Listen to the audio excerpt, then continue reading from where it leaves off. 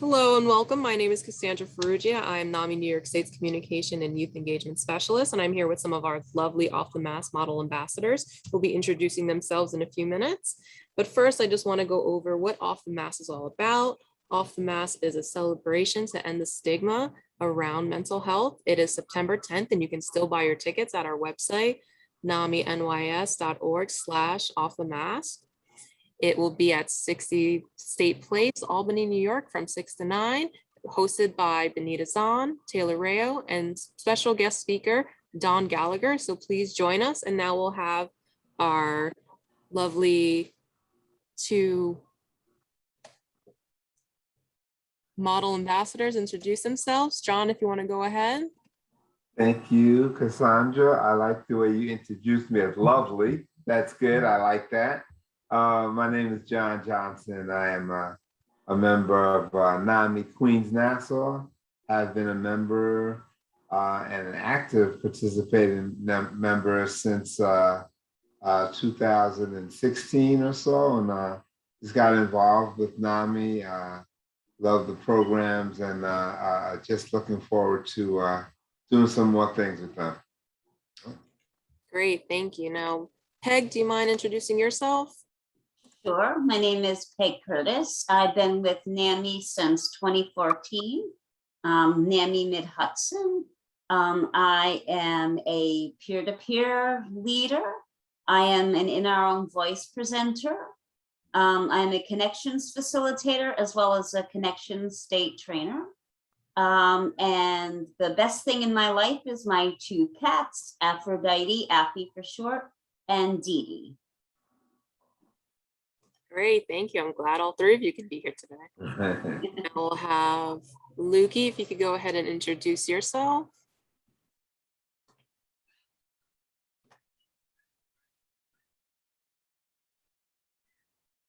Yes, can you hear me? Yes. Yes. I am about to just sit down right now.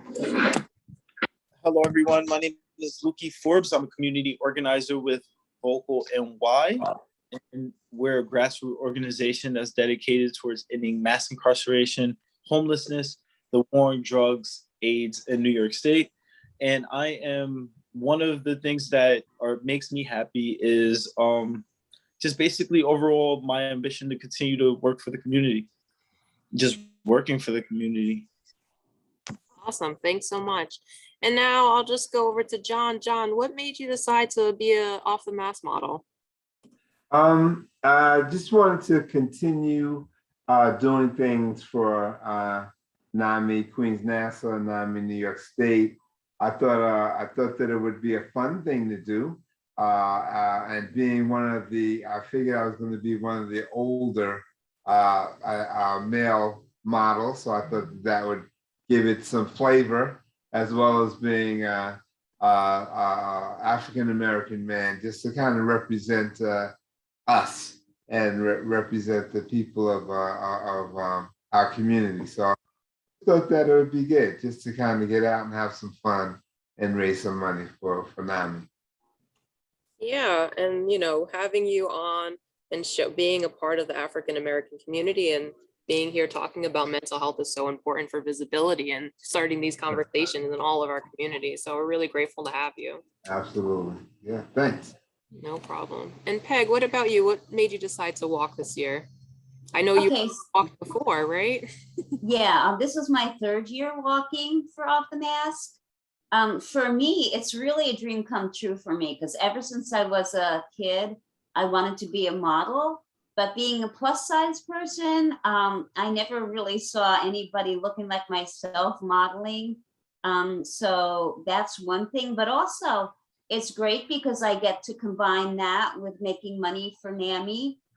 So, and also it helps to really support getting the funds raised so that we can have all of our free classes and everything, because NAMI does provide everything free. So it's great that people who can't afford to go to other mental support and mental health supports, gets to provide those to people. But yeah, I get to do what I love, which is modeling, and I get to also help NAMI. That's great. And you bring up another great community. I'm a part of the plus size community as well. And it's always nice to see our fellow plus size women, representing, talking about mental health, showing body positivity. So I'm really grateful for that too. And you mentioned, what NAMI is all about, which is providing free support, free education, free awareness, free advocacy around mental health. And now, Lukey, can you tell us a little bit about why you decided to be an off the mask model? So just to go in again, my name is Lukee Forbes. I'm a community organizer with Vocal NY. And a reason why I decided to be involved in Off the Mask with NAMI is because growing up, I actually went to prison at 15 years old. And while I was in prison, I lost both my mother and my father. They ended up passing before I was released. And upon being released, I kind of just was ultimately depressed. And I ended up going towards alcohol versus seeking help because of the stigmas around depression and speaking with counselors and mental health itself. And I ended up violating parole and being sent to prison. I even lost a tooth.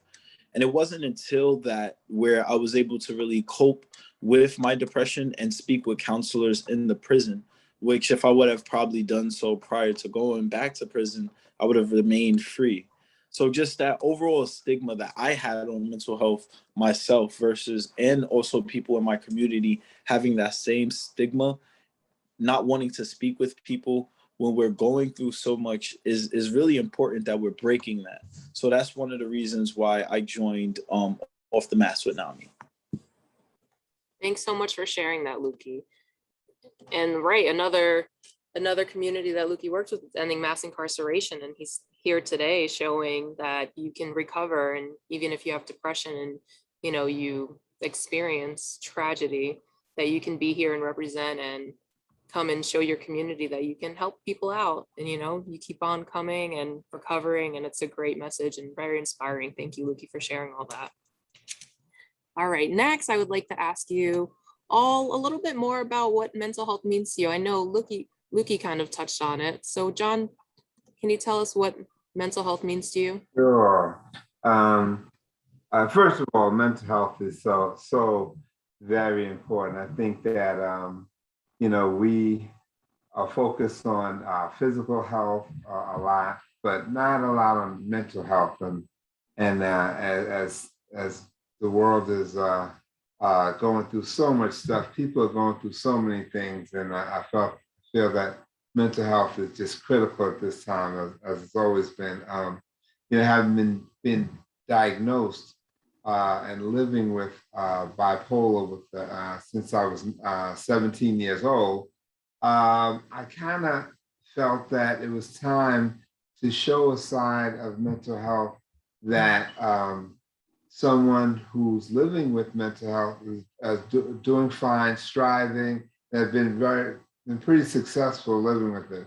I thought that my life and things that I've done shows that mental health and living with mental health challenges is not a death sentence, and it's something that you can live with and strive and be, and do very well. So I think that it's really important, especially today, going through all the things that we're going through. And, I just want to continue to, as Lukey said, kill that stigma, that, no one wants to kind of speak up, and no one wants to kind of like speak about their lives and show that mental health is something that we all have to deal with. So it's really critical. I think it's very important. Thank you so much. And right, it's so critical to talk about mental health and have these different conversations and let people see us. Like, I'm a part of the Latinx community, and speaking about mental health, I can try to be a voice for others, just like you can be a voice for people living with bipolar disorder.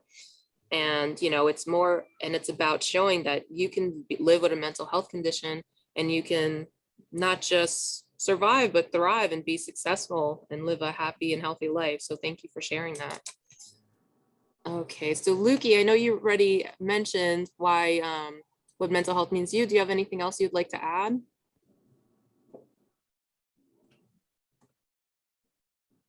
like I said before, the stigma behind mental health is just so severe in mostly urban communities where people are discouraged from actually seeking the proper mental health that can help them, through the obstacles that they are facing.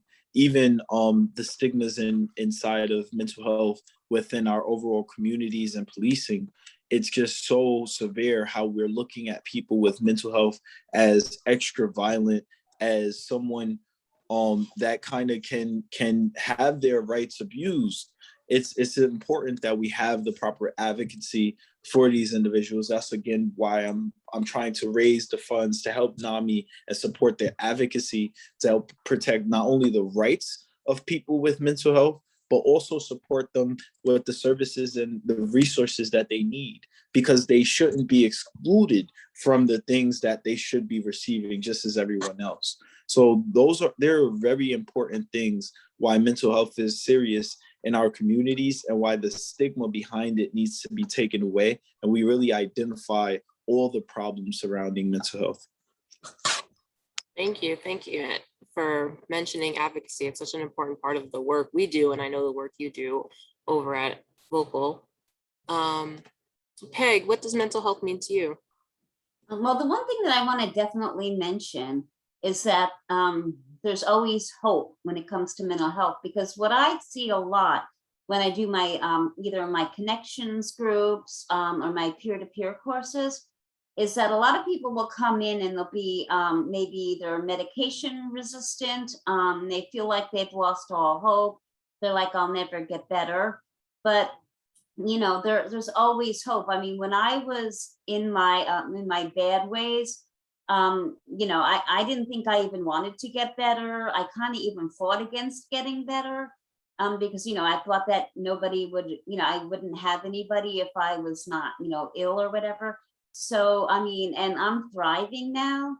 And so I like to tell people when it comes to mental health, you know, there's always hope.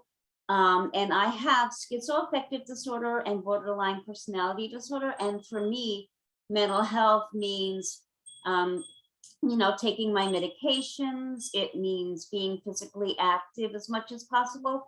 It means eating right and using the tools that I learned from my mental health support team. It means keeping honest with my family and my support team as much as possible.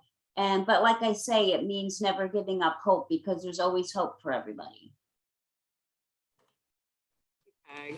And you mentioned NAMI Connection, so that's our peer-to-peer connection support group, which Peg facilitates. And she also mentioned peer-to-peer, which is an educational class you can take with NAMI. So these are some great free resources that NAMI has, and that's available to you at any time in most of the counties here in New York State. And another thing that Peg mentioned was accepting ourselves and sharing our truth with our family and our support system so we can get the support we need. And just want everyone to know that the NAMI family is here for you, so you can find hope with us. So let's see, now I'd like to focus on the different community works. I know Peg already started us off talking about her work here with NAMI. Is there anything else you'd like to add to that, Peg? Well, the only other thing really that I want to do for the community, my mom just passed away 2 weeks ago, and she was at a nursing home, Wingate at Dutchess. And I used to sing when I was, I'd say when I was in my 20s. I was an intern at Gateway, and I used to sing at nursing homes. And I think I want to get back into doing that. I think it's important for older people to have, you know, because they have mental health issues too. You know, they're in a nursing home for physical usually. But I want to get back into that because, you know, a lot of people, they need joy in their life. So I think I'm going to get back into doing that as well. Yeah, I think that sounds like a beautiful idea. You know, a little bit about me is I run a group, a therapeutic knitting and crocheting group. So, and it's open to all ages. I'm 29 and I love to knit. So it's open to all ages, but a lot of the group is older women. And, you know, I'm so grateful to be able to sit and share their wisdom with them. So let's see, now I'd like to go over to John. And John, can you tell us a little bit about, oh, also, I'm so sorry to hear about your mother. And I think she'd be really, really proud of Yeah, I know. She's looking down on me doing saying that this. work. Yeah. All right. So John, can you tell us a little bit about the work you're doing over at Queens NASA? Sure. Having been one of the directors of a Boys and Girls Club in Brooklyn, New York, I saw a lot of kids dealing with all kinds of mental issues and not really dealing with it. I wound up coming to NAMI because they had a program called In Our Own Voice, and I wanted to share my story and really, of course, as we've been saying, kill that stigma. So I've been going around. When I first started in NAMI, I was going to a lot of affluent white communities and speaking. And although that was very rewarding, and people got a lot out of it, you know, I kind of wanted to be in the Black and brown community. So I was able to go and speak to a lot of minority communities and found out that there was such a void. So I've been doing that with NAMI a lot. We had a program with NAMI about 2 years ago now with Meta World Peace, who is a former basketball player who has a foundation and wrote a book as well as did a movie and talked about living and growing up in a neighborhood, Queensbridge housing projects in New York City, which is one of the largest housing projects in the country. And we brought the movie and him back to speak, and there was such a great response that now, a year and a half, 2 years later, we are trying to develop and go into Queensbridge to actually bring mental health support to the community. So that's something that I'm working on now. Hopefully we'll be unveiling some programs within the next month or so. So just doing that with NAMI, being involved in the community, not only do I feel, you know, providing services to folks, but also for my own self, just helping myself as well in my coping mechanism, dealing with my bipolar diagnosis. So NAMI's been great. I wish that there was a NAMI when I was going through my stuff years and years ago, and I wish that my mother and father had a support system, but they didn't know where to go. So it's good that we're in the community, that we're doing things, and people have access. So that's kind of what I'm doing with NAMI now. I'm also part of the Multicultural Committee, where we're doing events and having lectures and speakers come and talk about different aspects of living with mental health challenges. So I'm enjoying it. I think that this is kind of my calling at this point, and this is what I kind of love to do. So it's good.